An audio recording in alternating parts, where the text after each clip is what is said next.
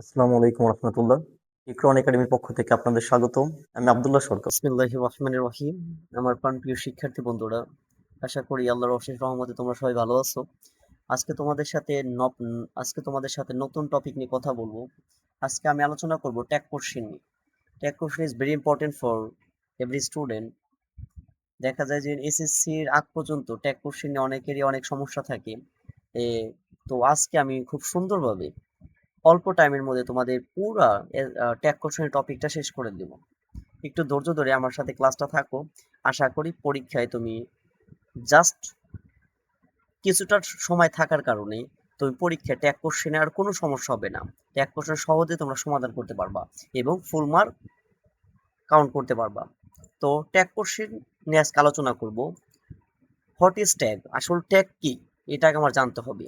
Tag হচ্ছে tag শব্দের অর্থ লাগানো বা জুড়ে দেওয়া কোনো একটা সেন্টেন্সের সাথে লাগানো বা জুড়ে দেওয়া।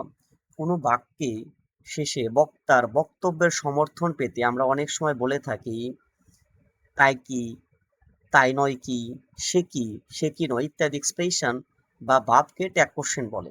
তার মানে বক্তার কথাকে শ্রুতিমধুর করার জন্য আমরা মাঝে মাঝে বলি তাই নয় কি, আহ তাই কি, আসলেই কি, মানে এই যে কিছুটা শব্দ আমরা শ্রুতিমধুর করার জন্য লাগাই দিই, সেটাই হচ্ছে ট্যাগ কোশ্চেন।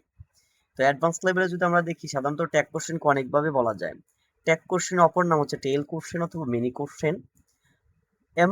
সাধারণত ট্যাগ কোশ্চেন আমেরিকান ফরম্যাটে বলে হচ্ছে ট্যাগ কোশ্চেন, আর ব্রিটিশ ফরম্যাটে বলে কোশ্চেন ট্যাগ। ট্যাগ কোশ্চেন শেখার জন্য টেকনিক হলো তিনটা। তাহলে ট্যাগ কোশ্চেন শেখার জন্য টেকনিক কয়টা ভাইয়ারা বলো? ট্যাগ কোশ্চেন শেখার জন্য টেকনিক হলো তিনটা। নাম্বার ওয়ান, প্রথম অংশকে বলে স্টেটমেন্ট। তার মানে ট্যাগ কোশ্চেনে যে প্রথম স্টেটমেন্ট থাকবে সেটাকে বলে স্টেটমেন্ট। প্রথম অংশকে বলে স্টেটমেন্ট এবং দ্বিতীয় অংশকে বলে ট্যাগ বা মিনি কোশ্চেন। ট্যাগ বা মিনি কোশ্চেন। এবং প্রথম অংশ সাধারণত যদি স্টেটমেন্ট মানে সেন্টেন্স যদি অ্যাফার্মেটিভ হয় তাহলে ট্যাগ হবে নেগেটিভ। আর প্রথম সেন্টেন্স স্টেটমেন্ট বা সেন্টেন্স যদি নেগেটিভ হয় তাহলে ট্যাগ হবে অ্যাফার্মেটিভ। তার মানে সেন্টেন্স যদি হাবোধক হয় ট্যাগ হবে নাবোধক, আর সেন্টেন্স যদি নাবোধক হয় ট্যাগ হবে হাবোধক। তো এখন যদি আমরা একটু এক্সাম্পল দেখি তাহলে তোমাদের ক্লিয়ার হয়ে যাবে। যেমন হি রিডস আ বুক, সে একটা বই পড়ে। কথা হলো সে একটা বই পড়ে। আর কথা হলো এই যে বই পড়ে, এখন এর সাথে আমরা একটা ট্যাগ লাগাই দেবো। যেহেতু সেন্টেন্সটা এটা অ্যাফার্মেটিভ তাহলে এর ট্যাগটা হবে নেগেটিভ।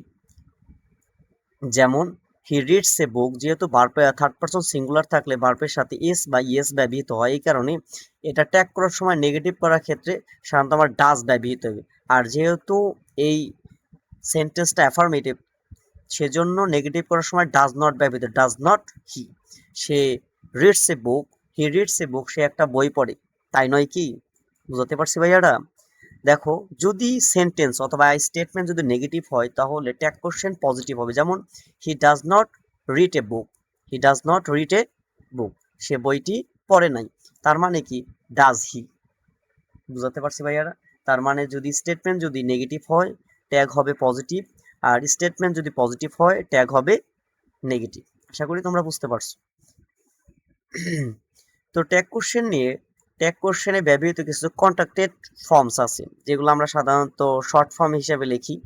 যেমন সাবজেক্ট ও টেন্স অনুযায়ী অক্সিলারি ভার্বস, আর কন্ট্রাক্টেড নেগেটিভ ফর্ম মানে এগুলো নেগেটিভ ফর্ম হবে। যেমন আম, আই এম কে আমরা এ অ্যাপোস্ট্রফ এম দিতে পারি, আরএন্ট আই দিতে পারি। যদি পজিটিভ হয় সাধারণত আই এম কে অ্যাম লিখি, কিন্তু এটা নেগেটিভ ফর্ম আরএন্ট আই, এবং একে এইন্ট আইও লেখা যায়। উই আর কে আমরা উই আর লিখতে পারি, উই অ্যাপোস্ট্রফ আর ই, তার মানে উই আর। এটাকে আমরা নেগেটিভ করার ক্ষেত্রে আমরা আরএন্ট উই লিখবো, আরএন্ট উই লিখবো। ইউ আর, এটা সাধারণত আমরা ইউ অ্যাপোস্ট্রফ আর ই লিখতে পারি অথবা আরএন্ট ইউ লিখতে পারি, আরএন্ট ইউ লিখতে পারি। হি ইজ সাধারণত সংক্ষেপে হি অ্যাপোস্ট্রফ ইজ, হি অ্যাপোস্ট্রফ এস লেখা যায় অথবা ইজেন্ট হি লেখা যায়। শি ইজ একে সংক্ষেপে শি ইজ অথবা শি ইজ নেগেটিভ করার ক্ষেত্রে ইজেন্ট সি লেখা হয়, কারণ সংক্ষেপে ইজ নটকে সংক্ষেপে ইজেন্ট লেখা হয়। সেকেন্ড, ইট ইজ কে সাধারণত ইট ইজ, ইট অ্যাপোস্ট্রফ ইজ অথবা ইজেন্ট ইট ব্যবহৃত হয়। আই উইল সাধারণত I will K I অ্যাপোস্ট্রফ double L মানে আই উইল ইউ ব্যবহৃত হয় এবং ওন্ট আই ব্যবহৃত হয়। সাধারণত উইল কে আমরা ওন্ট আই ব্যবহৃত করতে পারি। দেয়ার হেড কে সাধারণত আমরা দেয়ার হেড ব্যবহৃত অথবা হ্যাডেন্ট দেয়ার ব্যবহৃত করতে পারি। And last one, they have had বা উড থাকলে আমরা they have, they had, hadn't they বা উডেন্ট দে ইউজ করতে পারি। এটা হচ্ছে শর্ট ফর্ম। এখন ট্যাগ কোশ্চেনের মেইন রুলসে যদি আমরা যাই তাহলে আমরা সহজেই বুঝতে পারবো ভাইয়ারা, ট্যাগ কোশ্চেন খুবই সহজ। যদি আমরা একটু সময় দেই তাহলে তোমরা সহজে তোমরা ট্যাগ কোশ্চেনটা বুঝতে পারবা। আসলে আমাদের অনেকেরই অনেক সমস্যা থাকে, দেখা যায় যে আমরা বিভিন্ন কোচিং বা বিভিন্ন প্রাইভেট সেন্টারে পড়ি, বাট ট্যাগ কোশ্চেন এখনো ফুলফিল হয় নাই। আরে ভাই, ট্যাগ কোশ্চেন তো খুবই সহজ, যদি তুমি বেসিক কনসেপ্টটা যদি তুমি ধরতে পারো তাহলে ট্যাগ কোশ্চেনটা খুবই ইজি তোমার জন্য।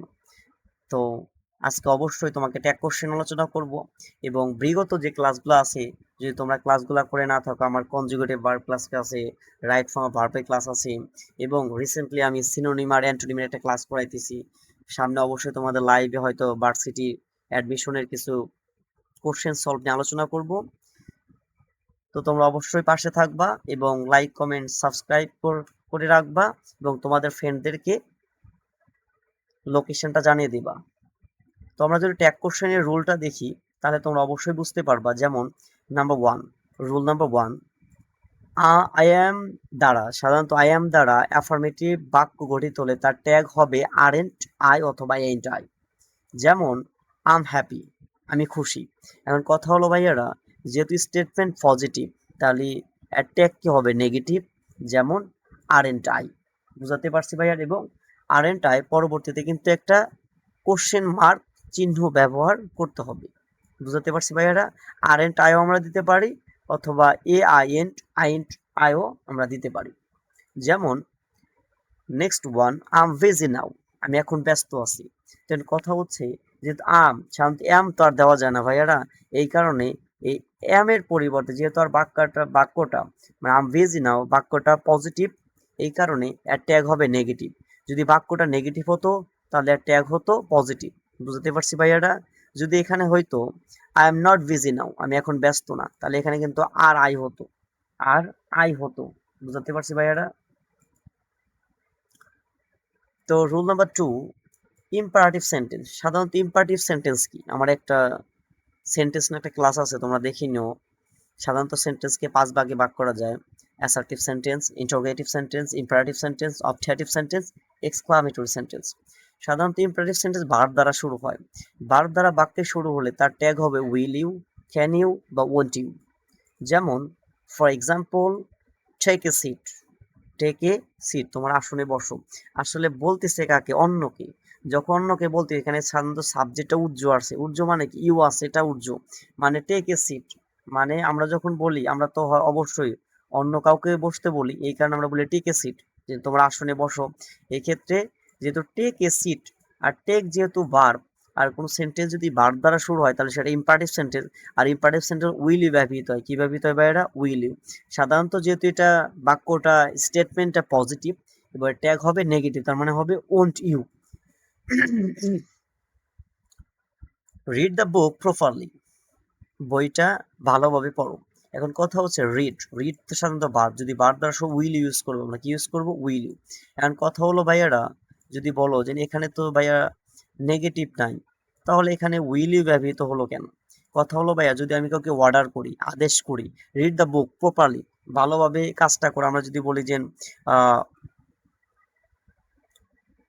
রিড দ্য বুক প্রপারলি, তুমি ভালোভাবে বইটা পড়ো, তার মানে হচ্ছে হলো এটা আমি কাউকে আদেশ করতেছি, কাউকে অর্ডার করতেছি। যদি আমি কাউকে আদেশ করি তাহলে ট্যাগটা হবে পজিটিভ। বুঝতে পারছে? যেমন গো দেয়ার ওন টাইম, সেখানে সঠিক সময়ে যাও, তার মানে কি এটা একটা আমি অর্ডার মানে আদেশ করতেছি। যখন আদেশ করিব সেক্ষেত্রে আমাদের যে ট্যাগটা হবে সেটা হবে পজিটিভ। বুঝতে পারছি ভাইয়াটা? রুল নাম্বার থ্রি, ভার্বের পর অবজেক্টে ইউ থাকলে ভার্বের পর অবজেক্টে ইউ থাকলে তার ট্যাগ হবে ইউ ডোন্ট আই অথবা ডোন্ট উই। বুঝতে পারছি ভাইয়ারা? তার এখানে ইউ থাকলে তার ট্যাগ হবে ডোন্ট আই হবে। কি হবে ভাইয়ারা? ডোন্ট আই হবে অথবা ডোন্ট উই হবে। For example, wish you happy. সাধারণত উইশ ইউ হ্যাপি মুড, তুমি খুশি মনে থাকো বা তোমার খুশি দিন কাটুক, সেই ক্ষেত্রে আমি উইশ ইউ ব্যবহৃত করছি। যখন বাক্যে যদি ইউ মানে অবজেক্ট যদি থাকে তাহলে সেক্ষেত্রে আমাদের ট্যাগ হবে ডোন্ট আই অথবা ডোন্ট উই। সাধারণত একজন আমরা বলতে পারি, আই মানে হচ্ছে হলো একজনকে বলা যায়, আর উই মানে হচ্ছে হলো সাধারণত আমরা সকলকেই। যদি অনেক একের অধিক থাকে সেক্ষেত্রে আমরা উই ইউজ করি। তাহলে উইশ ইউ হ্যাপি মুড, সেক্ষেত্রে আমাদের ইউজ হবে ডোন্ট আই। কেননা কারণ এই স্টেটমেন্টটা সাধারণত নেগেটিভ। যদি স্টেটমেন্ট নেগেটিভ থাকে তাহলে এর ট্যাগ হবে পজিটিভ, আর স্টেটমেন্ট যদি পজিটিভ থাকে এর ট্যাগ হবে নেগেটিভ। যেহেতু এই স্টেটমেন্টটা পজিটিভ, এর ট্যাগ হবে নেগেটিভ, মানে ডোন্ট আই অথবা ডোন্ট উই, একটা দিলেই হবে কিন্তু ভাইয়ারা। যেমন থ্যাংক ইউ, থ্যাংক ইউ মানে হচ্ছে তোমাকে ধন্যবাদ, এক্ষেত্রে ইউ আছে, তার মানে কি ডোন্ট আই বা ডোন্ট উই আমরা ইউজ করতে পারি। তো ডোন্ট আই দেওয়াটাই উত্তম। সাধারণত ইউ এর সেক্ষেত্রে আমরা আই ইউজ করতে পারি, তাহলে ডোন্ট আই ইউজ করতে পারি।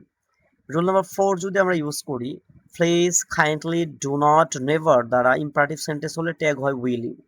তার মানে যদি please, kindly, do not, never দ্বারা ইম্পারেটিভ সেন্টেন্স হলে ট্যাগ হয় উইল ইউ। যেমন কাইন্ডলি স্টে উইথ আস, দয়া করে আমার সাথে থাকো। সেক্ষেত্রে যদি কাইন্ডলি থাকে সেক্ষেত্রে আমরা উইল ইউজ করবো। কি ইউজ করবো ভাইয়ারা? Will you. Never tell a lie, কখনো মিথ্যা বলিও না, সেক্ষেত্রে আমরা কি ইউজ করবো? Will you. তার মানে যদি প্লিজ, কাইন্ডলি, ডোন্ট, নেভার ইত্যাদি থাকলে, এই চারটা থাকলে আমরা উইল ইউজ করবো। কি ইউজ করবো ভাইয়ারা? Will you. Rule number 5, let us বা লেটস দ্বারা থাকে, লেটস দ্বারা বাক্য শুরু হলে ট্যাগ হয় শ্যাল ইউ। যদি লেটস অথবা লেটাস দ্বারা বাক্য শুরু হলে ট্যাগ হয় শ্যাল উই। একবারে এটা মনের মধ্যে গেঁথে নাও ভাইয়েরা। লেটাস থাকলেই শ্যাল উই, লেটাস থাকলেই শ্যাল উই, লেটাস অথবা লেটস থাকলেই শ্যাল উই। কখনো লেটস থাকলেই শ্যাল উই, চোখ বন্ধ করে তোমরা শ্যাল উই দিয়ে দিবা। বুঝতে পারছি ভাইয়েরা? লেটস থাকলেই শ্যাল উই, লেটাস থাকলেই শ্যাল উই ইউজ করবা। যেমন ফর এক্সাম্পল, লেট আস গো দেয়ার, চলো সেখানে যাই, কি হবে এখানে? Shall we. বুঝছো ভাইয়েরা? লেট আস থাকলেই শ্যাল উই ইউজ হবে। বিশ্বাস করো, তোমরা শুধু লেট আস দেখা মাত্রই শ্যালো ইউজ করবা এবং তোমরা মার্ক কিন্তু পেয়ে যাবা। এবং রুল নাম্বার 6, শুধু যদি লেট দ্বারা বাক্য শুরু হলে, শুধু লেট দ্বারা বাক্য শুরু হলে, শুধু লেট দ্বারা বাক্য শুরু হলে, যেমন লেট মি, লেট হিম, লেট হার,